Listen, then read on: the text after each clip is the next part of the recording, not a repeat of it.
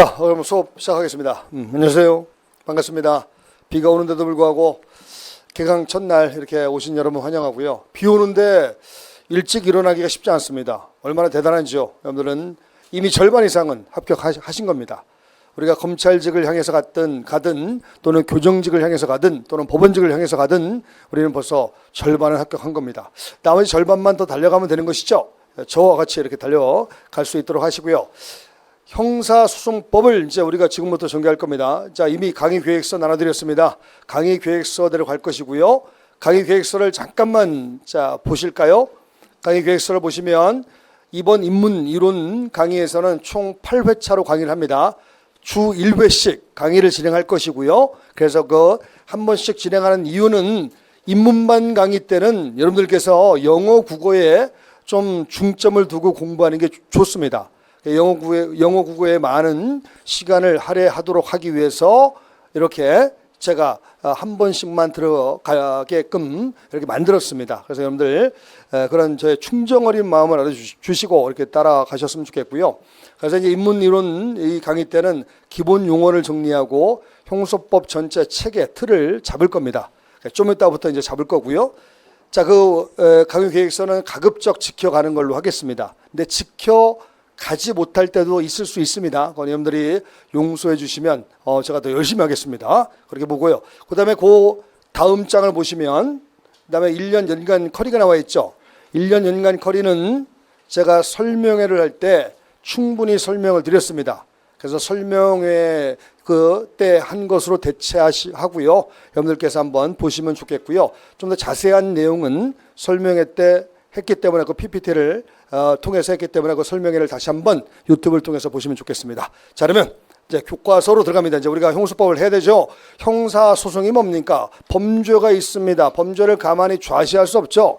범죄에 대해서 철저하게 응징을 해야 됩니다. 그 범죄에 대해서 응징하는 그 절차가 바로 형사소송이라는 겁니다. 그걸 이제 우리가 배워서 시험을 보게 됩니다. 자, 어느 누군가 나의 마음을 훔쳐갑니다. 나의 마음을 쏙 훔쳐가서 나의 마음이 누군가에게 뺏겼습니다. 그러면 나의 마음을 훔친 자는 과연 이 범죄가 되는 겁니까? 만약에 마음을 훔친 자가 범죄가 된다면 아마도 수도 없이 많은 마음의 범죄가 일어날 겁니다. 그래서 마음을 훔친 자는 범죄가 되지 않을 겁니다. 여러분들도 상식적으로 알고 계시죠? 그걸 우리가 뭐라 부를 거냐면 죄형 법정주의라고 부를 겁니다. 자, 이거를 우리가 먼저 한번 보자고요. 쭉 넘겨서 잠시만요. 자, 이거를 이와 같이 죄형 법정주의라고 부릅니다. 죄형 법정주의라는 게 뭐냐면 범죄와 형벌은 법이 정한 바대로 가자.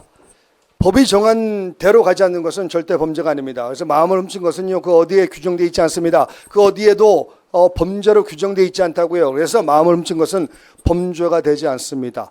자, 이걸 죄형 법정주의라 한다라는 것을 먼저 인식해 두시고요. 이 죄형 법정주의에 따라서 범죄가 되는 놈들을, 그런 놈들을 잡아다가 철저하게 조사를 하고 조사한 결과 진짜 범죄가 있다 할 때 형벌로 응징을 하게 됩니다. 그런 절차를 우리가 지금부터 다루게 될 것이고요. 자, 우리가 형법 329조를 한번 바라봅니다. 여기 자 7, 8을 보시면 형법 329조가 아주 유명한 조항입니다.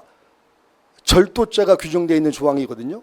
형법에 규정되어 있다 해서 이걸 법이 정하고 있다 해서 법정이라고 표현을 하게 됩니다. 여기 보면 타인의 재물을 절취한 자, 마음은 규정되어 있지 않습니다. 재물을 절취한 자 6년 이하의 징역 또는 1,000만 원 이하의 벌금에 처한다. 이렇게 되어 있습니다. 그래서 먼저 타인의 재물을 절취했는가 이거부터 살펴보는 겁니다. 아까 말씀드린 것이 마음을 절취한 자, 마음을 뺏은 자는 범죄가 됩니까? 안 됩니까? 안 되는 겁니다. 재물을, 물건을 절취한 자, 물건을 훔친 자만이 범죄가 되는 것이고요. 자, 여기에 이제 6년 이하의 징역이라는 게 있죠. 여러분 징역 살아봤어요? 살아보면 안 됩니다. 징역 들어봤죠. 징역이라는 것은 갖다 가두리하고 일을 시키는 겁니다. 일. 그러니까 노동의 신성함을 보여주기 위해서 일을 시키는 것을 우리가 징역이라 부르고요. 징역은 적어도 한 달 이상, 1개월 이상 살아야만 징역이라 불러요. 그럼 징역의 최상한선은 몇 년일까요? 최상한선은 몇 년일까요? 맥시멈 몇 년까지 살 수 있을까요? 여러분 들어봤죠? 무기징역은 기한이 없습니다. 맥시멈이 없어요. 무기는 평생 동안 살 수도 있는 겁니다. 기한이 정해져 있는 걸 유기라 불러요. 유기. 자, 유기징역은 몇 년까지일까요? 옛날에 그런 애들이 있었습니다. 길태라고요, 호순이라고요, 두순이라고요, 정남이라고요. 아주 희대의 살인마들입니다. 이 희대의 살인마들이 나타나면서 그들이 형량을 더블로 늘려놨습니다. 그래서 지금은 최대 30년, 가중처벌하면 최대 50년까지 살 수 있습니다. 그래서 이 형량의 최상한선은 30년이다, 50년이다. 최하한선 미니멈 한 달 이상이고요. 그래서 1개월 이상부터 30년까지 사는 걸 우리가 징역이라 부르고, 거기 일을 시키는 거, 이거를 징역이라 부릅니다. 근데 정치 사범들 있잖아요. 이런 사람들은 갖다 가두리하고 일을 따로 시키잖아요. 만약에 일을 시키지 않는다면, 노동을 시키지 않는다면 갖다 가두리만 된 그런 형벌을 받는 셈이 되죠. 이런 형벌을 우리가 금고라 불러요. 금고. 금고라는 것은 징역과 같습니다만 어떤 일을 시키지 않고 갖다 가두리만 하는 것이다, 이렇게 생각하시면 되고요. 자, 이번에는 짧게 갖다 가두리하는 게 있습니다. 짧게 갖다 가두리라는 것을 우리가 구류라고 해요. 구류. 구류 들어봤죠? 살아봤어요? 구류? 아, 저는 살아봤습니다. 옛날에 대학교 다닐 때 말이죠. 그 시위할 때, 시위에 참가했다 해서 잠시 그 청량리 경찰서에 잡혀간 적이 있었습니다. 그러다가 이제 무죄로 나왔습니다만, 그때 약간의 그 구금되었던 시기가 있었습니다. 그건 이제 구류라 부를 수는 없지만, 그때 이게 자유롭게 해방되어서 사는 게 정말 소중한 삶이구나라는 것을 한번 느끼게 된 적이 있었습니다만, 여튼 구류는 30일 미만입니다. 단 하루를 살아도, 단 이틀을 살아도 전과자가 되는 겁니다. 구류는 형벌이기 때문에. 그래서 여기에 다시 봅니다. 6년 이하의 징역, 징역이라는 뜻을 여러분들이 알아두시고, 그러면 6년 이하라면 1개월 이상부터 6년까지 우리 판사님이 알아서 재량껏 때려갈 수 있다는 겁니다.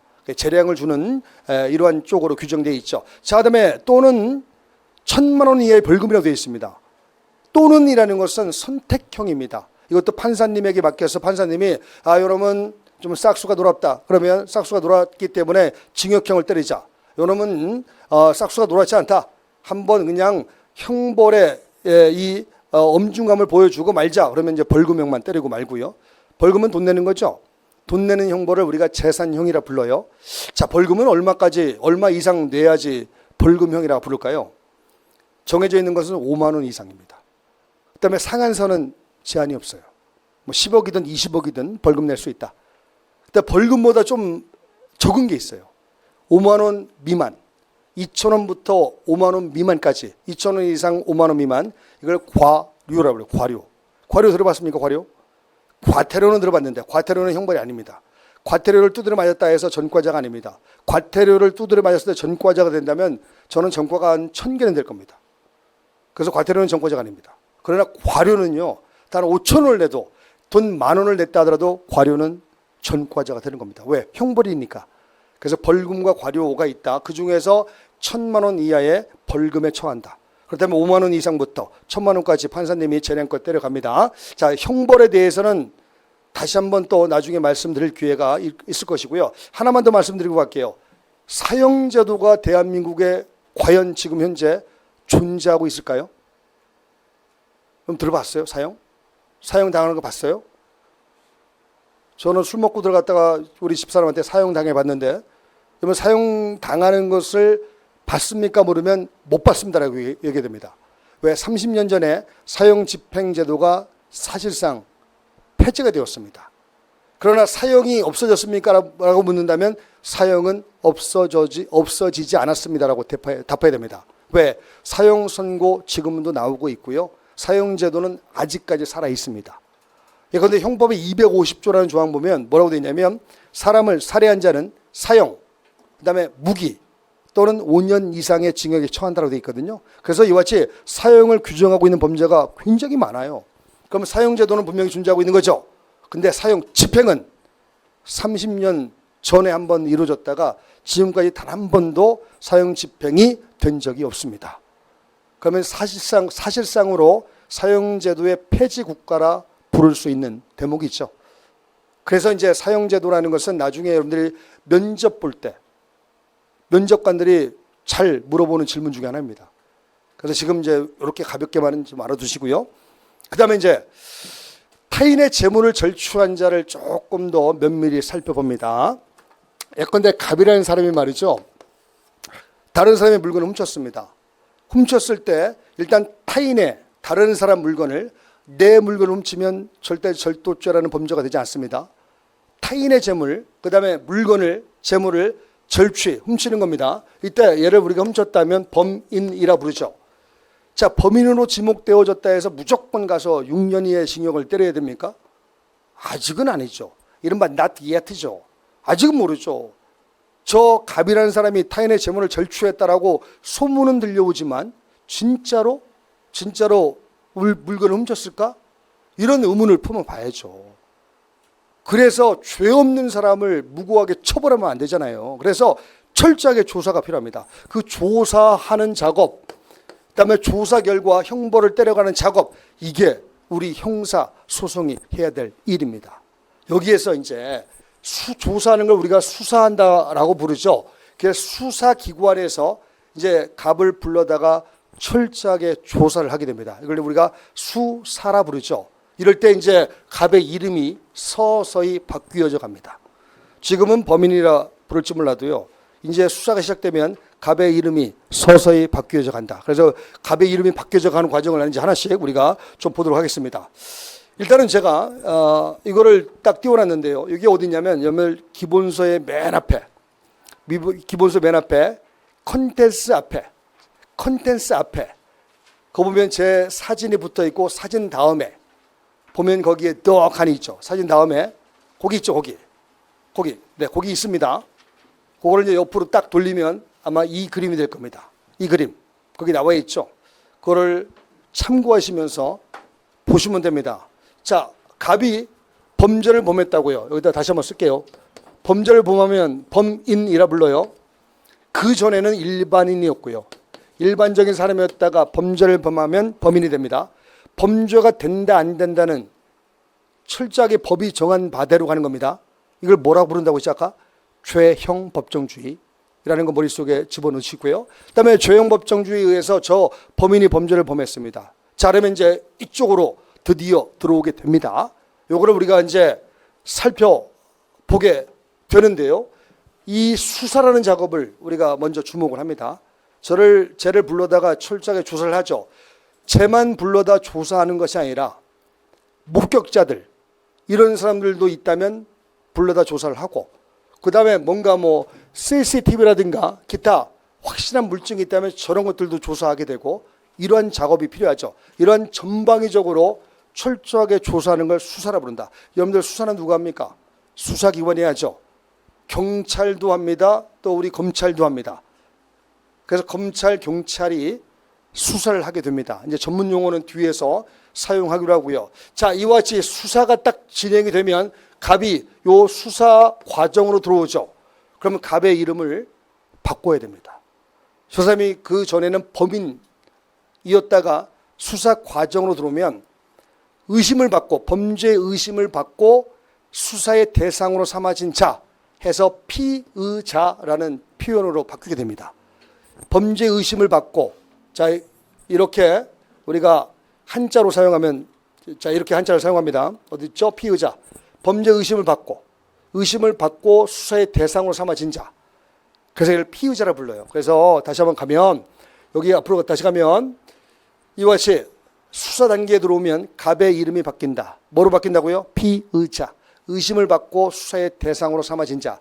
자, 그래서 앞으로 툭하니 피의자라는 표현 나오면, 아, 수사 과정에 있구나.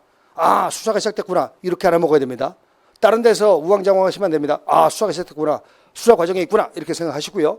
그 다음에 이제 여기에 피의자가 되어서 수사가 본격적으로 진행된다라고 했을 때 그 전 단계에서 수사기관이 갑의 범죄를 포착하게 되는 어떤 원인 단서가 있었겠죠. 수사기관이 저 갑의 범죄를 포착을 했기 때문에 저를 불러다가 본격적으로 수사를 진행할 거 아니겠습니까? 그래서 그 전에 뭔가 포착되게 되는 원인으로서 수사의 단서가 있더라 이겁니다. 그러면 하나 여쭤보겠습니다. 수사의 단서는 수사가 시작된 겁니까? 안 된 겁니까? 아직은 안 된 겁니다. not yet죠. 아직 안 된 겁니다. 단서, 어떤 실마리, 어떤 원인 제공 이것에 불과한 겁니다. 여기는 굉장히 많은 것들이 있습니다. 예컨대 고소 들어봤나요?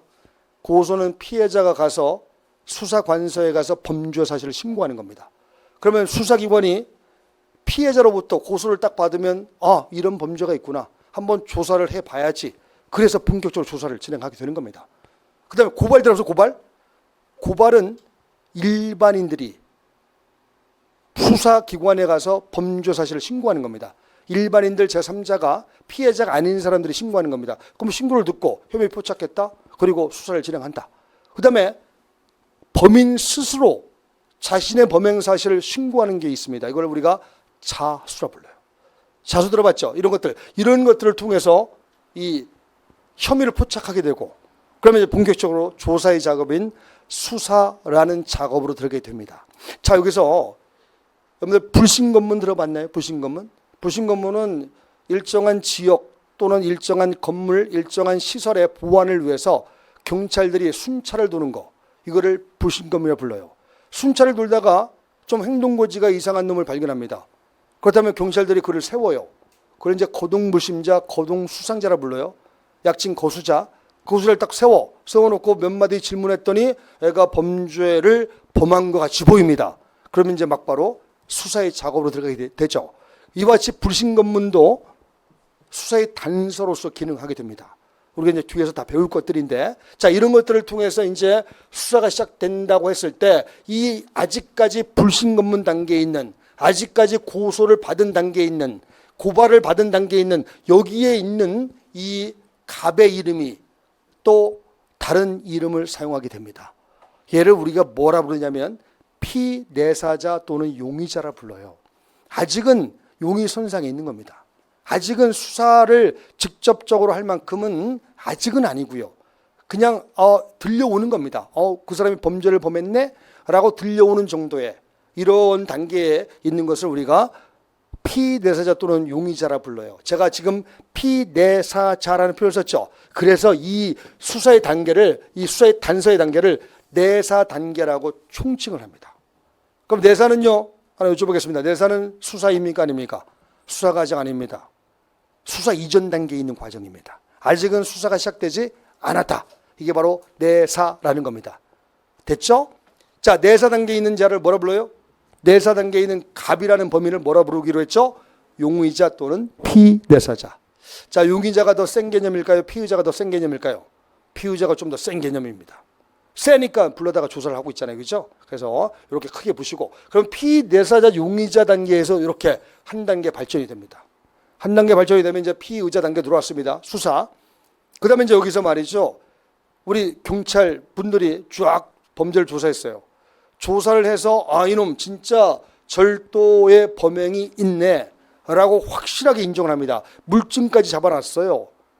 자, 그러면 이제 6년 이하의 징역 또는 1,000만 원 이하의 벌금에 처한다. 요 형량 아직도 안 잊어먹었죠? 머릿속에 살아있죠? 6년 이하의 징역을 딱 때리는데 경찰이 지멋대로 6년 이하의 징역을 때릴 수 있느냐? 못 때립니다. 1,000만 원 이하의 벌금 못 때립니다. 형벌은 누가 때릴 수밖에 없냐면 법원이 재판을 통해서 때릴 수밖에 없는 이런 내용으로 우리 대한민국은 구성되어 있습니다.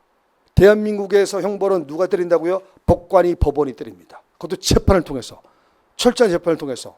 이때 이 법관에 의해서 이루어지는 재판, 철저하게 공개 재판을 진행합니다. 철저하게 공개된 재판을 진행한다. 그래서 이걸 줄여서 공판이라 불러요. 다른 데서는 뭐 민사소송인, 행정소송인이 이런 데는 그냥 재판이라 부를지 몰라도요. 우리는 공판이라는 전문 용어를 사용합니다. 공판이 뭐의 줄임말이라고요? 공개된 재판의 줄임말입니다. 그러면 이제 여기 봐요. 이 공판 단계로 넘어와서 여기서 비로소 법원이 형벌을 때린다고요. 이쪽에서 수사기관이 지멋대로 형벌을 때릴 수가 없어요. 아무리 범죄 혐의가 명백하다 하더라도 여기 넘어와야 된다니까. 그러면요. 자, 여기 다시 돌아가 볼게요. 경찰이 이거 범죄 수사를 했더니 진짜 절도 범행이 있습니다. 그러면 이제 법원으로 사건을 넘겨주어서 법원의 재판을 통해서 형벌이 나올 수밖에 없잖아요. 그러니까 법원에 사건을 넘겨주는데 경찰이 법원에다가 사건을 넘겨줄 수가 없습니다. 법원에 사건을 넘겨주는 작업은 오직 대한민국의 검사만 할 수 있도록 되어 있습니다. 형소법 246조에 보면 이 공소는 검사가 제기하여 수행한다라는 이런 내용의 조문을 둠으로써 철저하게 검사만 사건을 법원에 넘길 수 있다. 그러면 경찰은요, 아무리 힘이 세다 하더라도, 아무리 그 수많은 인적 자원이 있다 하더라도 수사를 마친 다음에 검찰로 사건을 넘겨줄 수밖에 없습니다. 그렇지 않으면 법원으로 사건을 넘길 수가 없는데 뭐. 그래서 이 경찰은 사건을 다 처리하면 반드시 검찰로 사건을 넘기게 됩니다. 이때 검찰로 사건을 넘기는 걸 우리가 송치라고 불러요. 송치. 좀 이따 다시 한번 말씀드릴 겁니다. 송치. 지금은 가볍게 들으시고요. 좀 이따 다시 용어 한번 정리할 겁니다. 송치. 자, 송치는 어디에서 어디로 넘긴다고요? 경찰에서 검찰로 넘긴다. 이걸 우리가 송치라고 부릅니다. 그럼 이제 검찰이 받았죠. 사건을 다시 한번 재조사합니다. 진짜 갑이 범인이요? 진짜 갑이 범행을 범했소? 다시 한번 수사를 합니다. 수사해서 진짜 맞다. 진짜 물증도 있고요. 확실하게 절도 범행이 맞다. 그러면 이제 검사님이 사건을 법원에 넘기게 됩니다. 자, 이거는 우리가 이 용어를 좀 알아두셔야 됩니다. 사건을 법원에 넘기는 것을 우리가 공소제기라 불러요. 자, 아까 말씀드렸다시피 공소제기는 누가 한다고요? 누구만 한다고요? 검사만 합니다. 검사만 합니다. 이때 이 공소제기를 다른 말로요, 소송을 세운다 해서 기소라고 불러요. 기소. 소송을 본격적으로 세우다 기소 또는 소추하다라고 표현합니다. 그래서 공소제기, 소추, 기소 똑같은 표현입니다. 그런데 응딩이, 방딩이, 히프 똑같듯이. 똑같은 표현입니다. 그러면 기소나 소추나 공소제기가 같은 표현이라면, 자, 누가 어디로 넘기는 작업을 칭한다고요? 검사가 어디로? 법원으로 사건을 넘긴다. 왜 법원으로 사건을 넘길까요? 형벌은 누구만 때릴 수 있다?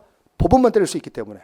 이해되시죠? 자, 여기서 이 기소는 오직 검사만 한다. 그래서 이런 원칙을 우리가 앞으로 기소독점주의라고 부를 겁니다. 기소를 어디다가 독점시켜주죠? 검사님에게. 여러분들 검찰 즉 수험생 분들 여기 오셨죠? 자, 이렇게 훌륭한 일을 여러분들이 도와주고 같이 병행해서 할 겁니다. 기소독점, 여러분들에게 아주 중요한 이 권한이 주어져 있는 겁니다. 물론 검사님이 하는 거지만 여러분들이 옆에서 도와주고 또 조언도 해주고 이럴 필요가 있잖아요. 그렇죠? 자, 그러면 이제 공소 제기를 받으면 드디어 공판이 시작됩니다. 여러분들 아시는 바같이 재판은 한 번만으로 끝나는 거 아니죠? 한 번, 두 번, 세 번 합니다. 그 3심제가 보장되어 있다는 거 아시죠? 이때 이 공판 과정에 이제 또 갑이 여기에 들어오게 될 거 아니겠습니까? 갑이 만약에 공판 과정에 들어왔다면 이 갑을 뭐라 부르기로 할 거냐면 피고인이라 부르기로 합니다. 왜?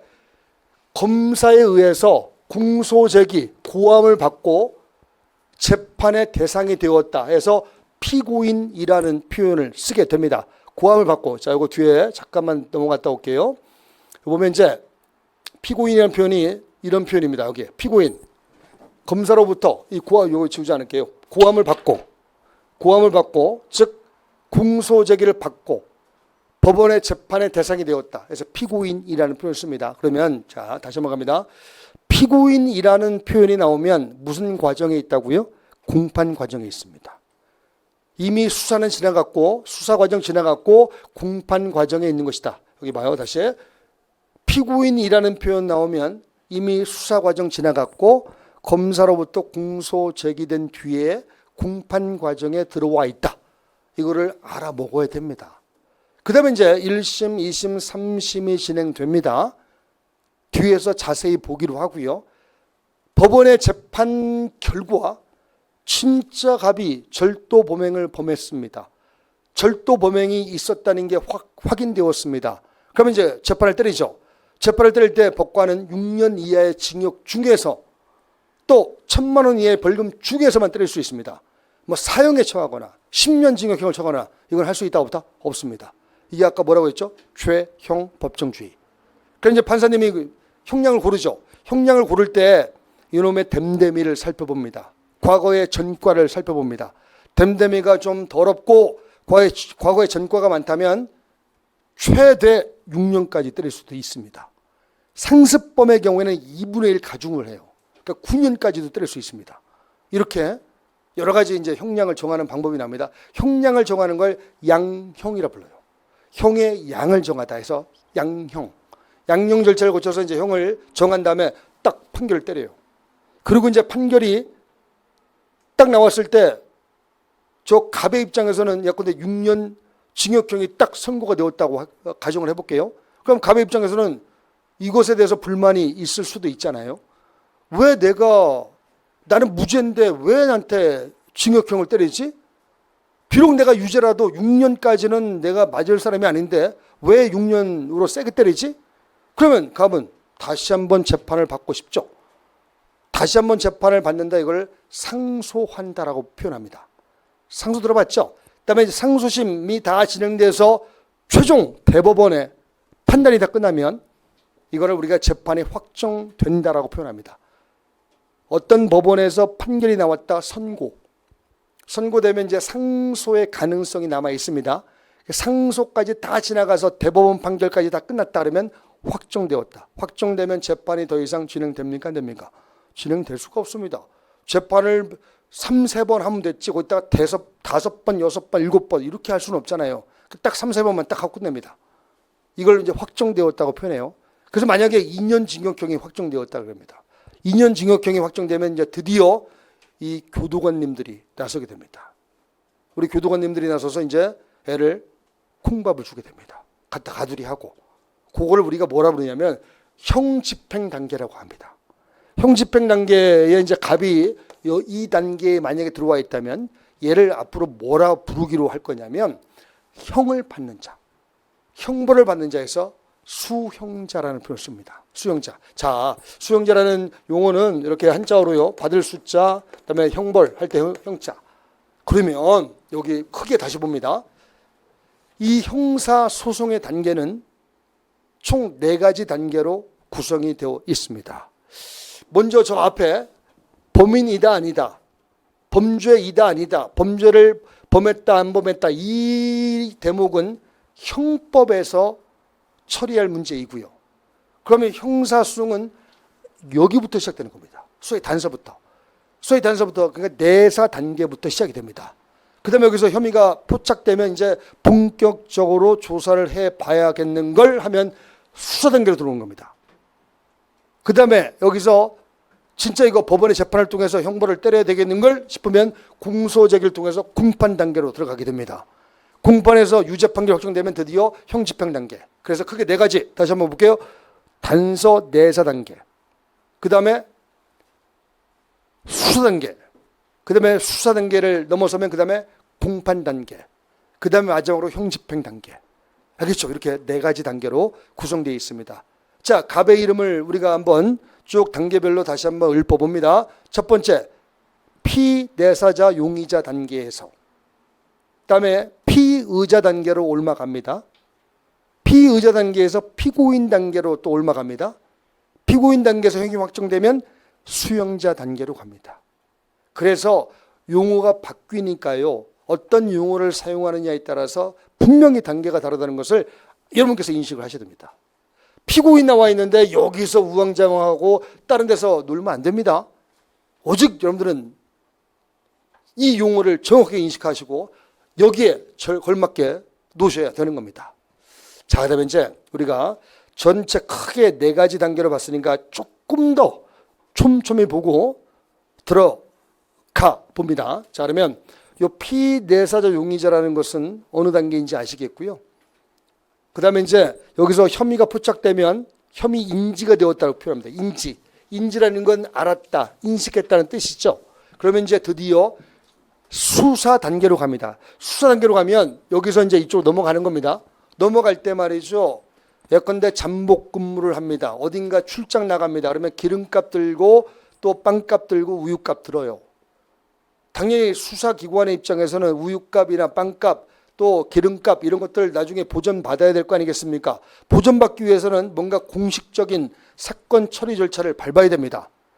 그냥 인지했음, 수사를 시작했음 이렇게 끝날 건 아니잖아요. 뭔가 공식적인 형식적인 사건 처리 절차를 밟게 됩니다. 그거를 전문 용어로 우리가 건수를 세운다 해서 입건이라 불러요. 이렇게 입건, 건수를 세우다.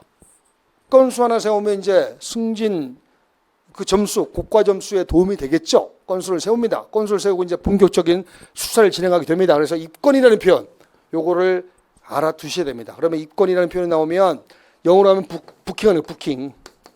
부킹 뭡니까? 부킹 뭐 나이트 클럽에서 하는 게 아니고요. 부킹은 그냥 기록에 남기는 겁니다. 그러면 입건이 나오면 어디에서 어디로 넘어가는 과정이라고요? 당연히 어디에서? 내사 단계에서 어디로? 수사 단계로 넘어가는 과정입니다. 여기서 이제 내사 단계에서 말이죠.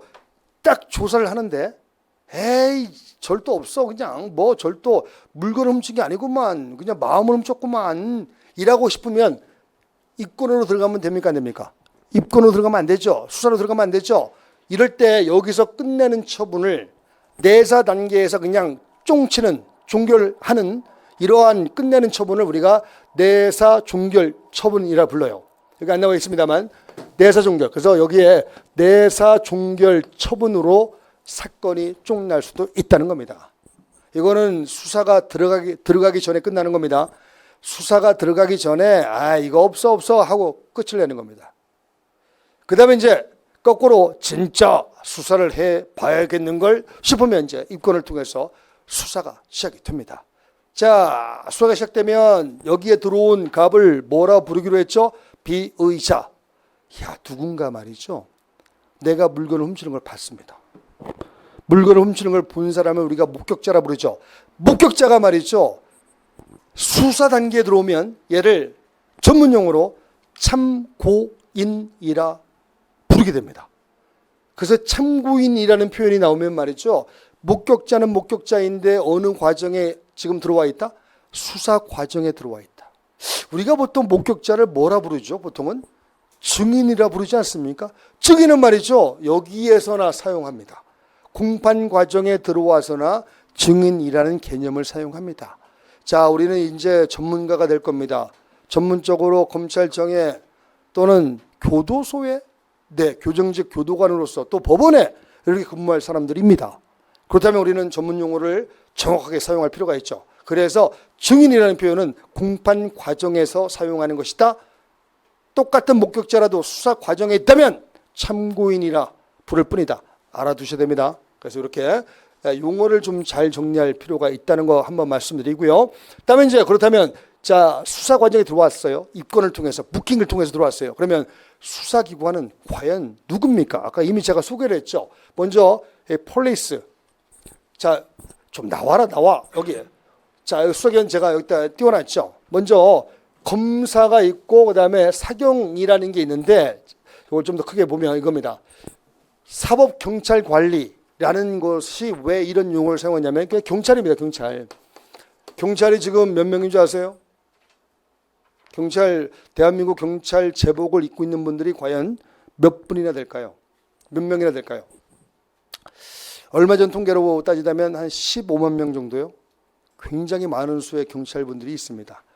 이제 수시로 이직도 많이 하고 그만두기도 하고 그래서 많이 뽑기도 하고 뭐 이렇게 이루어졌습니다. 그래서 지금 14만에서 15만 명 정도 된다는데 어마어마한 숫자입니다. 그러면 검찰은 몇 명이에요?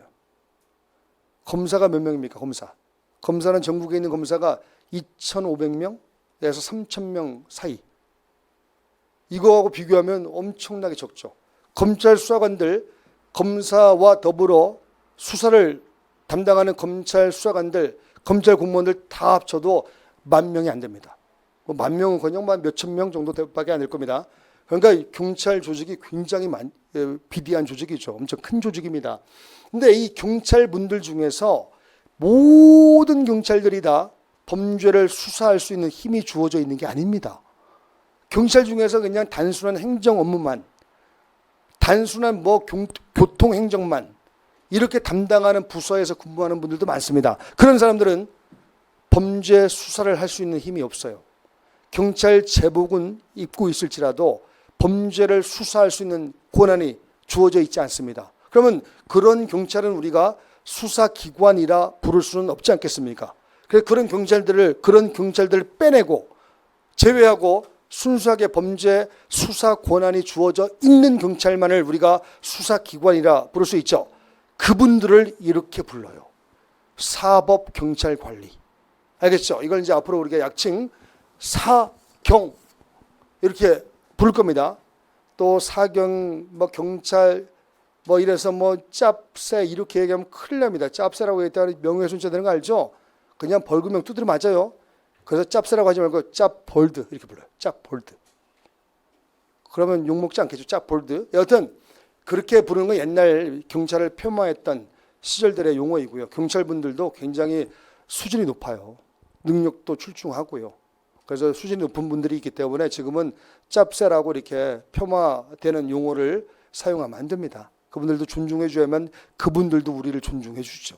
상호 존중이 필요한 거니까 훌륭한 분들입니다. 자, 여기서 이제 사경이 들어가 있는데 사경이 범죄를 수사한 결과 진짜로 절도 범행이 있다면, 절도 행각이 있었다면 형벌을 때려야 될 텐데 독자적으로 형벌을 때릴 수가 없다고 했죠.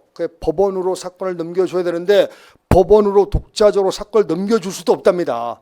사건을 법원으로 넘겨주는 사람은 누구만 한다고요? 검사만 한다고 했잖아요. 그래서 사경은 범죄 수사를 한 다음에 범죄 혐의가 분명하다 싶으면 검찰로 사건을 넘길 수밖에 없습니다. 이걸 뭐라 부르냐면 송치라 불러요. 송치. 송치는 경찰 단계에서 검찰 단계로 넘기는 겁니다. 자, 그러면 검찰청에 가면 이제 검사님이 계시죠? 자, 다시 그러면 수사기관을 크게 다시 한번 조명해 봅니다. 사경이 있고요. 사경에서 범죄 혐의가 있다라고 인정이 되면 검찰로 사건을 넘깁니다. 이걸 뭐라 불러요? 송치. 근데 검사님은 또는 검찰청의 우리 수사관들은 직접적으로 수사를 개시할 수 없습니까? 직접적으로 처음부터 수사를 시작할 수 없는 겁니까? 우리는 수사를 시작할 수 있는 힘이 없는 겁니까? 반드시 경찰부터 시작을 해서 우리 검찰로 넘어와야 됩니까? 이런 의문이 들죠. 검수완박이라는 이러한 용어 들어봤죠? 자, 지금은 이제 검수원복으로 다시 돌아갔습니다만 전의 정권 때 검수완박을 강하게 밀어붙였습니다. 검찰 수사권을 완전히 박탈하자. 그런 차원에서 검사가 직접 수사를 개시할 수 있는 이러한 범죄의 숫자가 굉장히 많았다가 이걸 다 빼앗아 갔습니다. 니들은 그런 거 다 못하고 요거만 하시오 라고 검사에게 던져준, 또 검사에게 직접 수사를 할 수 있도록 한 범죄를 몇 가지로 제한하고요. 나머지는 전부 다 사경에게 떠넘겨 갔던 이러한 이 법리가 바로 검수완박이었습니다. 그 몇 가지 남지 않은 것도 그것마저 빼앗아 가자. 검사는 순수하게 공소제기만 하도록 하고 수사는 완전히 경찰에게 맡기자. 이게 바로 검수완박입니다. 지금 검사가 직접 수사를 개시할 수 있는 범죄는, 직접 수사를 시작할 수 있는 범죄는 딱 2개밖에 안 돼요. 딱 2개. 이제 뒤에서 우리가 기본서에서 자세히 배울 겁니다. 부는 부패범죄입니다. 그다음에 경은 경제범죄. 부패범죄와 경제범죄만 검사가 직접 수사를 시작할 수 있고요. 나머지 아까 했던 절도 있죠. 이런 것들 다 경찰이 수사를 담당합니다. 그리고 이제 경찰이 이쪽으로 넘기게 됩니다. 그러면 이제 검사가 드디어 그때서야 비로소 그 사건에 대해서 손을 댑니다. 여하튼 이건 나중에 제가 다시 한번 말씀드리고요. 근데 현 정권으로 넘어왔습니다. 지금 대통령이 누구십니까? 법무부 장관이 누구십니까? 그분들이 다 검찰 출신들입니다. 그래서 지금 검수원복, 원래의 상태로 복구한다라는 이러한 표어를 그분들이 주장하면서 검수원복을 꾀하고 있죠. 그래서 이제 좀 지나면 부경이든 뭐든 싹 다 그냥 검사가 다 직접 수사할 겁니다. 그래서 검찰 수사관 여러분들의 힘이 아주 막강해질 겁니다. 자, 그럼 변론을 하고요. 일단 검사에게 넘기면 이제 검사가 다시 한번 수사를 합니다. 그리고 나서 이제 공소 제기할지 말지를 검사가 결정하게 되는 겁니다. 여기서 송치라는 표현 잘 보시고요. 그 다음에 이 사경의 종류에는 또 여러 가지 종류들이 있죠. 이건 뒤에서 말씀드릴 테니까 지금은 사경과 검사의 용어만 정리를 해두시면 되겠습니다. 그 다음에 이제 사경이 송치한다는 것은 어디로 사건을 넘긴다는 거죠? 검찰로 넘긴다. 왜 사건을 검찰로 넘기겠습니까? 그 이유는 혐의가 있기 때문에. 우리 사경이 볼 때 진짜 혐의가 있다. 저놈 진짜 물건 훔쳤다. 이런 강한 자신감이 있기 때문에 송치를 했겠죠. 근데 우리 검찰이 이걸 받아요. 받으면 검찰에서 다시 한번 이걸 수사를 합니다. 사실은 직접 수사만 못할 뿐이지 모든 범죄에 대해서 전부 다 재수사 다 가능합니다. 여러분들의 힘이 얼마나 필요한지요. 여하튼 검찰이 다시 한번 사건을 조사해서 경찰이 사경이 범죄 혐의가 있다라고 자신감 있게 송치를 했다 하더라도 검사 쪽에서 잘라버릴 수도 있는 겁니다. 공소제기 안 할 수도 있는 거라고요. 이건 이제 좀 이따 다시 한번 말씀드리고요. 그다음에 이제 사경으로 다시 돌아가서 사경이 범죄를 철저하게 조사를 했는데 만약에 범죄 혐의가 없다. 물건을 훔친 적이 없다. 그러면 사건을 넘겨서는 안 되죠. 넘겨서는 안 되는 이런 경우에 행하는 처분을 불송치라 불러요. 자, 불송치가 나오면 사건이 경찰 단계에서 끝난 겁니다. 그냥 유야무야 끝난 겁니다. 아까 내사 종결 처분과 비슷하지만 단계가 달라요. 내사 종결은 아예 수사가 시작되기 전에 끝난 거고요. 불송치는 경찰이 수사를 했는데 혐의가 없더라 해서 거기서 끝낸 것이고요. 근데 불송치가 되면요, 그냥 사건이 유야무야 끝나는 겁니까? 범인갑은 그냥 해방돼서 그냥 즐겁게 돌아다니는 겁니까? 아닙니다. 경찰이 실수했을 수도 있죠. 경찰이 잘못 착각해서 범죄가 있는데 범죄가 없다라고 볼 수도 있잖아요. 그래서 이거를 불송치하면요, 사건 기록을 검사한테 반드시 보내게 돼 있습니다. 사건 기록을 보내는 건 그냥 송부라 불러요. 송부. 송부 들어봤나요? 송부. 기록을 보내는 겁니다. 송치는 사건을 통째로 보내는 것이고요. 송부는 그냥 기록만 보내요.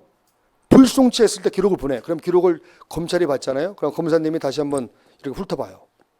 이거 위법한데, 이거 부당한데, 뭔가 잘못됐는데, 그러면 재수사 요청을 합니다. 재수사 요청을 했는데 경찰이 흥청망청 그걸 듣지 않으면 사건을 송치 명령을 통해서 송치를 강제로 시킵니다.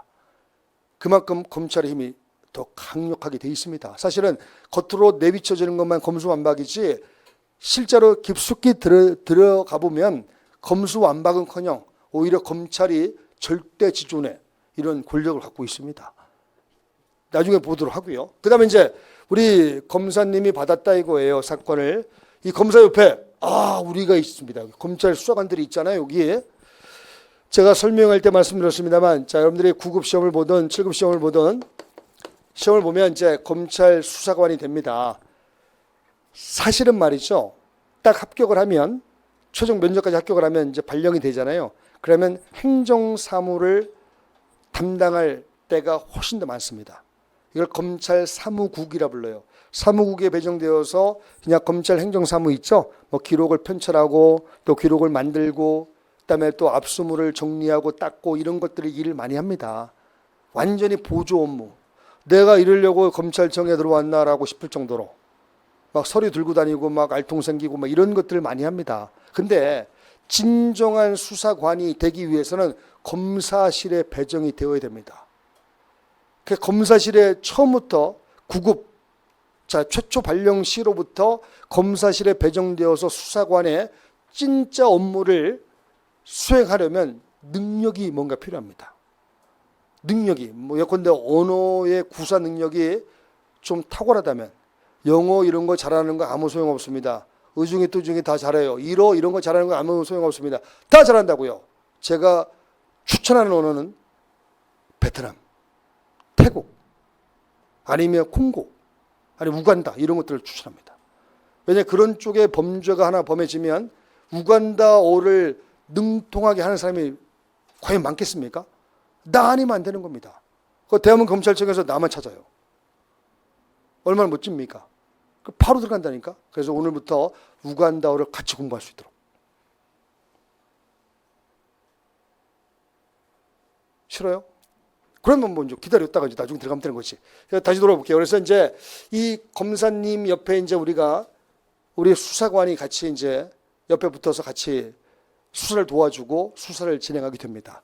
검사님이 진짜 혐의가 있다 싶으면 이제 법원으로 사건을 넘겨줍니다. 그걸 아까 말씀드린 같이 공소제기라고 부른다라고 말씀드렸죠. 이거 같은 용어가 뭐라고 했죠? 소를 세운다, 기소, 소추한다. 같은 표현입니다. 그러면 검사님이 판단건데 야 이거 범죄 혐의가 없구만. 그러면 기소를 해서 되겠습니까? 안 되겠습니까? 안 되죠. 기소를 하지 말자. 이걸 불기소라 불러요. 불기소. 불기소가 나왔습니다. 자, 불기소에 독특한 놈을 하나 소개를 하고 다음 테마를 보고자 합니다. 불기소에 뭐가 있냐면 기소유예라는 게 있습니다. 기소유예. 야, 불기소니까 이거 좋지 않겠습니까? 기소유예 좋지 않겠습니까? 안 좋아요, 안 좋아요, 안 좋아요. 기소유예는요, 범죄 혐의를 인정하는 겁니다. 너 범죄 범했다라고 인정하는 거예요. 너 범죄를 범했는데 우리 검찰에서 보기에 너 한번 봐줄게. 너 처음 범죄를 범했구만. 어쩌다가 욱해서 범죄를 범했구만. 한번 봐줄 테니까 다음부터 그러지 마. 하는 겁니다. 여러분들이 갑의 입장이라면, 저 범인의 입장이라면, 피의자 입장이라면 기분이 좋을 수도 있지만 기분이 더러울 수도 있죠. 왜 내가 범죄를 범했습니까? 나 결백하거든요. 그 사람 물건 쳐다보지도 않았거든요. 나 결백한데 무슨 기소유예입니까? 뭐 봐준다고요? 내가 왜 당신한테 봐줌을 내가 받아야 돼? 나 결백한 사람인데. 그 기소유예는요, 좋을 수도 있지만 안 좋을 수도 있는 겁니다. 여러분들이 기소유예를 만약에 처분을 받았다. 누군가 친구들이 나 기소유예 처분 받았다 그러면 그거 좋은 거 아님 이렇게 알려줘요. 만약에 내가 결백한데 저 서울중앙지방검찰청에서 나에게 기소유예 처분을 때리면 나는 가만히 있어서는 안 되죠. 왜 당신들이 나한테 왜 봐준다라고 얘기합니까? 당신들이 왜 나한테 범죄 혐의를 인정합니까? 나는 범죄 혐의가 전혀 없는 사람인데. 그러면 기소유예 처분을 들고 어딘가에 가서 하소연할 필요가 있죠. 그 하소연하는 제도가 있습니다. 나중에 배울 바같이 뭐 재정신청이니 또 항고니 이런 제도를 통해서 내가 결백함을 입증받을 수 있습니다. 여하튼 기소유예라는 거 있죠. 잘 보시기 바랍니다. 이럴 때 주로 이루어집니다. 여러분들 옆에 여기 빵집이 어디 있죠? 빵집 저 앞에 뚜레주로. 앞으로 이제 뚜레자르라고 할게요. 뚜레자르. 그다음에 빨리 받겠어라는 빵집 알아요? 이런 데서 빵 냄새에 이끌려 이 만삭된 산모가 들어가서 빵을 훔쳐 먹습니다. 근데 훔쳐 먹은 이유를 들었더니 돈이 없어서 일주일 동안 굶었답니다. 그럼 뱃속에 있는 태아는 어떻습니까? 태아를 위해서 할 수 없이 빵 한 쪽을 훔쳐 먹었다. 그럼 훔쳐 먹었음이 분명하죠. 혐의가 있죠. 그렇지만 만삭이잖아요. 일주일 동안 굶었다잖아요. 그래서 검사님이 기소유예를 해주면서 또 뭐 일정한 돈도 주고 가서 밥 사 먹으라고 이렇게 해줄 필요가 있죠. 이때 떨어지는 게 기소유예입니다. 기소유예가 잘 들어오지 않으면 뚜레자르 빨리 밖에서 이런 빵집을 좀 생각하시면 될 것 같고요. 그 다음에 여기서 자, 기소중지라는 거 이거 들어봤나요? 피의자가 잠수 탔을 때, 피의자가 도망갔을 때, 소재불명일 때 임시적으로 수사를 잠시 중단하는, 종결하는 이런 처분을 기소중지라 불러요. 나중에 자세히 배울 거고요. 자, 그러면 자 여기 볼게요. 우리가 지금 수사기관에 대해서 살펴보았습니다. 여기서 수사한 결과 공소제기로 갈지 불기소로 갈지를 살펴보았습니다. 이제 공소제기로 가면 이제 공판으로 넘어가죠.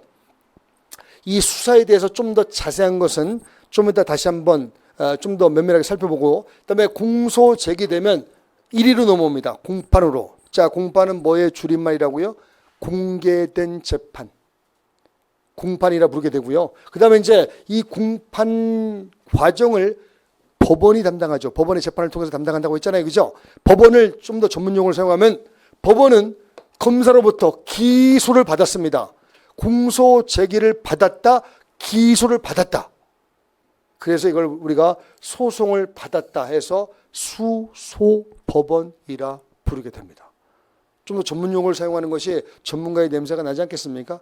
남들은 법원, 엄마는 법원, 아빠는 법원이라 부르더라도 우리는 수소법원 이렇게 부르면 좀 더 멋있어 보이죠? 소를 받았다는 겁니다. 그래서 수소법원이 이제 담당 처리하게 됩니다. 자, 여기서 이제 우리가 여기에 들어와 있는 자가 피고인, 목격자를 증인이라 부른다고 했죠. 이거는 이미 말씀을 드렸고요. 그 다음에 이제 1심 재판부가 말이죠. 드디어 재판을 진행한 결과 범죄 혐의가 분명하다면 6년 이하의 징역 또는 1,000만 원 이하의 벌금 중에 재량껏 어느 형벌을 때려갈 겁니다. 형벌을 때리다, 재판을 때리다 이걸 선고라 불러요. 영어로 sentence라 부르죠. sentence는 재판을 때렸다, 재판을 내렸다, 판결을 때렸다 이런 뜻입니다. 아직은 끝나지 않았죠. 끝나야 끝난 겁니다. 1심 재판이 떨어졌다 해서 다음에 또 한 번의 재판이 또 남아있죠. 그 1심 재판이 선고되었다 해서 재판이 다 끝났다 안 끝났다? 아직은 안 끝났다는 겁니다. 이제 1심의 재판이 떨어졌을 때 만약에 무죄가 선고되면 누가 기분이 나쁠까요? 당연히 검사가. 검사님이 자신 있게 공소 제기를 했건만 어찌 무죄를 때립니까? 검사가 화딱지 나죠. 검사님은 다시 한번 재판합시다 이런 마음이 들 겁니다. 자, 거꾸로 유죄 판결이 떨어지면 그것도 중형이 선고되면 피고인이 기분이 나쁠 겁니다. 예를 들어 피고인 입장에서 다시 한번 재판합시다. 다시 한번 재판합시다 할 때 다시 한번 이루어지는 재판을 우리가 항소심이라 불러요. 들어봤네, 항소심? 그래서 항소심 제2심을 우리가 항소심이라 부르기로 하자. 항소를 제기한다. 항소에 들어왔다. 항소는 1심의 재판에 대해서 2심 법원에 다시 한번 하소연하는 제도를 항소라 부릅니다. 알겠죠? 항소. 자, 오늘 항소는 누가 제기합니까? 최초의 공소 제기는 검사만 할 수 있었죠. 이번에 재판이 떨어졌다 했을 때 항소 제기는 누가 합니까? 피고인도 할 수 있고 검사도 할 수 있습니다. 둘 다 모두. 그 다음에 항소심이 진행되면 그 다음에 항소심 재판도 이것도 불만이 있을 수 있죠. 다시 한번 하소연하는 제도를 우리가 상고라고 불러요. 상고. 상고심은 제3심을 가리키고요. 언제나 대법원이 처리합니다. 대법원이 처리한다. 대법원. 여러분들 2심 항소심은 주로 고등법원이 처리하게 되고요. 주로 고등법원이지 고등법원만이 항소심 재판을 할 수 있는 게 아닙니다. 지방법원에서도 항소심을 처리할 수 있는 게 있습니다. 뒤에서 배울 바와 같이. 여러분 전국에 고등법원이 총 몇 개가 있을까요? 고등법원에 대응해서 고등검찰청이 존재합니다. 그래서 고등법원의 숫자는 곧 고등검찰청의 숫자하고 같아요. 도대체 몇 개나 존재할까요? 딱 6개 있습니다. 서울, 대전, 대구, 광주, 부산, 찍고 수원 고등법원, 인천이니 울산이니 이런 광역시 생각하면 안 됩니다. 총 6개가 있고요. 고등검찰청도 그게 대응해서 있습니다. 자, 6개의 고등법원이 또 때로는 지방법원이 항소심을 담당하게 되고요. 그 다음에 마지막은 대법원. 여러분 대법원은 딱 한 개밖에 없는지 아시죠? 저 서초동에 있습니다. 대법원 가면 대법관님들이 계시는데 대법관님들이 총 몇 분이나 과연 계실까요? 대법원에 있는 대법관님들이 총 몇 분이나 계시는지 아십니까? 들어봤나요? 많을 것 같습니다. 많을 것 같다가 조금인가? 많은가? 좀 헷갈리죠? 자, 14명 있어요. 14명. 14명 중에 대법원장이 또 계시고요. 그래서 대법원장을 포함해서 14분이 이 사건을 처리하게 됩니다. 여튼 3심까지 다 진행되면 이제 더 이상 재판을 진행하지 않습니다. 이른바 4심, 5심은 대한민국이 없다고요. 그러면 이제 이걸 우리가 재판이 확정되었다라고 부르게 됩니다. 근데 말이죠. 재판이 확정된 뒤에는 다시 한번 재판을 진행해서 안 되죠. 진행하면 안 되는 게 분명하지 않습니까? 공판이 다 끝났는데 왜 또 진행합니까? 그래서 다시는 재판을 진행하지 마시오. 그래서 확정되면 어떤 강력한 힘을 주냐면 일사부재리라는 힘을 줍니다. 일사부절이 들어봤어요? 다시는 뒤에 가서 재판하지 말라. 일사부절을 한번 보여드릴까요? 아직은 안 나오네요. 일단 공판 과정에서 이제 다 끝났다. 확정되면 이제 형 집행 단계로 간다는 거 아까 말씀드렸고요. 자, 유죄 판결 받으면 형을 받는 자를 수형자라 부른다는 거 아까 말씀드렸죠. 일사부절이 여기 있는데요. 일사부절이. 일사부절이라는 강력한 효력이 발생합니다. 얘는 확정되었을 때. 대법원까지 다 올라가서 확정되었을 때 일사부절이라는 강력한 힘을 줍니다. 이게 뭐냐면 한 번 사건이 끝났기 때문에 뒤에서 다시는 심리하지 말라. 이거를 다른 쪽으로 표현하면 이미 판결이 진행되었다. 기판력. 이미 판결이 진행되었다. 이미 판결이 끝났다. 이미 판결이 끝났기 때문에 다시는 재판하지 말라. 그래서 그 기판력이라고 해요. 기판력. 기판력과 일사부절이는 같은 개념이 됩니다. 기판력 이퀄 일사부절이 같은 개념이 됩니다. 자, 그러면 기판력이 발생함으로 다시는 재판할 수 있다 없다? 없습니다. 그냥 수용자 단계에서 쓸쓸히 콩밥을 먹게 됩니다. 뭐라고요? 웰빙이라고요? 그 콩밥하고 웰빙은 다르죠. 콩밥을 먹게 됩니다. 근데 이런 일이 벌어질 수 있습니다. 2년 징역형을 두드리 맞고 이제 2년 동안 옥살이를 하잖아요. 그렇죠? 2년 동안 징역형이 떨어졌기 때문에 감옥에서 쓸쓸히 형을 집행받고 있어야 됩니다. 그러다가 한 6개월쯤 지났을까요? 진범이 나타난 겁니다. 진짜 범죄를 범한 놈이 나타났다고요. 그런 건 보통 언제 나타나냐면 어떤 놈이 범죄로 인해서 수사관서에 잡혀 들어왔어요. 이놈을 강도 높게 조사하다 보니까 이놈이 이 범죄 말고 다른 범죄를 범했다고 자백을 합니다. 다른 범죄를 범했다고 자수 내지 자백을 합니다. 그때 다른 범죄가 떡하니 이 사건이었습니다. 지금 확정된 사건인데 수사기관도 법원도 착각해서 이 갑이라는 사람이 진짜 범죄를 범했다라고 몰아붙이는 바람에 2년 징역형을 때렸는데 진짜 범죄를 범한 놈이 따로 나타난 겁니다. 그러면 아무리 확정되었다 하더라도 다시 한번 재판을 또 진행해서 저 사람의 무고함을 이거를 밝혀줘야 될 거 아니겠습니까? 유죄를 무죄로 바꿔줘야 되지 않겠습니까? 자, 이럴 때 진행되는 게 바로 들어봤나요? 재심이라는 겁니다. 재심 들어봤죠? 재심은 확정된 후에 아주 이례적으로 특별히 진행되는 겁니다. 이런 사건이 많지 않겠죠. 그래서 이걸 우리가 뭐라 그러냐면 비상적인 구제라고 해서 비상구제 절차라 불러요. 비상적인, 그냥 보통의 경우에 빈번하게 이루어지는 게 아닌 비상적인 구제 절차라 부르게 됩니다. 재심 들어봤죠? 비상상고는 나중에 할 거고요. 지금 재심만 알아두시면 됩니다. 자, 그러면 우리 전체적으로 다시 한번 정리하는 입장에서 크게 요거를 바라볼게요. 범죄를 범하였다. 죄형 법정주의. 그 다음에 여기서 철저한 조사를 해야 쓰겄다. 그래서 이제 형사소송으로 들어오는데 여기에 첫 번째 단계가 단서 단계. 이걸 내사 단계라고 총칭하게 됩니다. 그 다음에 여기에서 혐의가 인지되면 입건을 통해서 수사가 본격적으로 전개됩니다. 수사 과정에서 저 갑이라는 사람을 피의자라 부른다. 그 다음에 여기에 경찰은 수사를 다하면 사건을 검찰로 넘길 수밖에 없다. 송치라 부른다. 그 다음에 검사가 다시 한번 조사를 하고 혐의가 있다면 공소 제기를 통해서 법원에 공판으로 넘긴다. 이 공소 제기를 기소 소추라고도 부른다. 그다음에 공판 과정에 들어오면 1심, 2심, 3심이 있다는 거. 여기에 들어와 있는 갑을 피고인이라 부른다는 거. 재판이 떨어진다. 선고. 그다음에 항소를 제기해서 항소심에서 다시 한번 또 상고를 제기해서 다시 한번 그리고 다 끝났다면 확정되었다라고 부른다. 확정되어서 유죄 판결이 확정되면 형을 집행한다. 형 집행 단계에 있는 갑을 수형자라 부른다.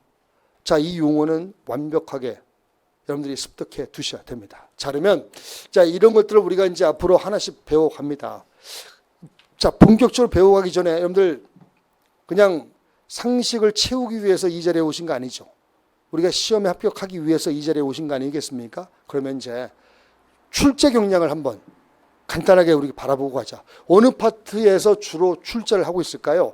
기본서의 컨텐츠, 머리말 바로 뒤에 보면 아마 거기에 출제 경향 분석표가 나올 겁니다. 그럼 거기를 참고하시고요.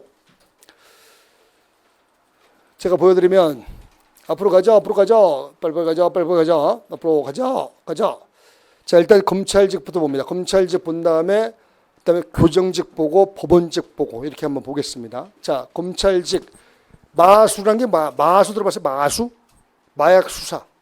마약 수사직을 따로 뽑아요. 검찰 수사관 직렬 뽑고 따로 마약 수사직 뽑고. 검찰 수사직은 1년에 한 250명 내지 300명 가까이 뽑습니다. 근데 마약 수사직은 한 10명 내외 정도 뽑습니다. 더 적게 뽑을 때도 있고 많이 뽑을 때도 있고요.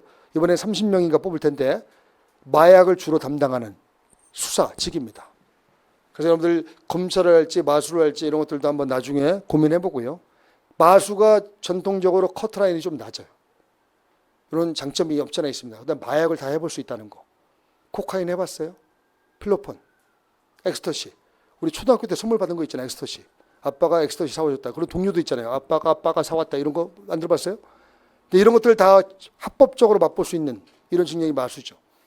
자, 여기에 이제 일단 여기 보면 잘 보이지 않으면 여러분들 그 기본서에 있는 내용을 보시고 아무래도 수사 파트 많이 나올 수밖에 없죠. 검찰 수사직은 수사를 전담으로 하는 분들이기 때문에 그래서 수사 파트에 작년에 2022년에는 5문제나 나왔습니다. 4문제, 3문제, 보통 너던 문제 나옵니다. 20문제 중에서 너던 문제는 굉장히 많은 분량이죠. 그 다음에 이제 공소 제기 파트도 한두 문제 계속 나오고 있고요. 공판. 자, 공판에서 이제 우리가 주로 다루는 내용이 뭐냐면 공판 절차도 다루게 됨과 동시에 철저한 증거에 의해서 재판을 해야 되잖아요. 증거라는 걸 굉장히 소중하게 다룰 겁니다. 증거가 형소법의 백미 또는 정수라고 부르는 부분이에요. 굉장히 중요한 부분이거든요. 그래서 이 공판과 증거 이걸 한 번에 이렇게 묶어서 가장 많이 출제를 합니다. 거의 절반 가까이 출제를 할 때도 있죠. 물론 이때는 이례적으로 좀 적었습니다만 8문제에서 10문제 출제를 합니다. 가장 중요한 파트고요. 요거는 이제 제 기본서로 따지면 제2권에 해당하는 부분입니다. 그 다음에 이제 상소재심도 출제가 분명히 되고 있고요. 그래서 어디에 우리가 포인트를 두어야 되는가 이런 것들을 우리가 봐야 됩니다. 맨 위에 있는 수승의 주체나 이런 것들은 어떤 것인가는 뒤에서 말씀드리기로 하고요. 그냥 수사 파트와 공판, 증거, 재판 이런 부분에 집중적으로 출제가 되고 있다. 이렇게 보시면 됩니다. 그다음에 교정직 분들은요. 이렇습니다. 교정직도 대동소이합니다. 왜 이게 대동소이하냐면 검찰직 시험과 교정직 시험이 또는 보호관찰직 시험이 15문제 정도가 같은 문제입니다. 똑같아요. 나머지 너던 문제만 좀 다르기 때문에 통계가 비슷합니다. 비슷하기 때문에 여기 수사 파트에서 거의 비슷하게 대여섯 문제 내고 있고요. 또 공판과 증거에서 많이 출제를 합니다. 9문제, 8문제 이렇게 출제를 하고 있죠. 자, 그다음에 이제 또 하나의 구간직인 법원직으로 갑니다. 자, 법원직은 이렇습니다. 법원직도 대동소이할 듯 보여요. 다만 법원직은 25문제입니다. 25문제에서 여기 보시는 바와 같이 수사 파트에서 8문제, 9문제. 아까 20문제 보는 검찰 교정직 시험에 비해서 이 포지션으로 보면 조금 덜하죠. 왜? 법원직은 주로 재판 쪽에 이렇게 여기에 근무하는 분들이기 때문에 공판 쪽에서 많이 낼 수밖에 없죠. 그래서 공판에 막 12문제 뭐 이렇게 낼 때도 있고요. 물론 등락이 있습니다만. 그다음에 상소재심에 5문제 냅니다.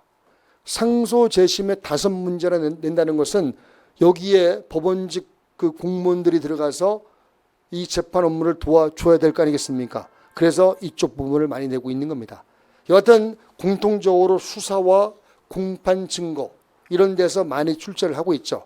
그래서 이제 우리가 그쪽 대목을 집중적으로 보게 될 겁니다. 크게 한번 이 숲을 보시고 여러분들이 들어갔으면 좋겠다는 생각을 합니다. 자, 그러면 잠시 쉬었다가 계속 진행을 하겠습니다.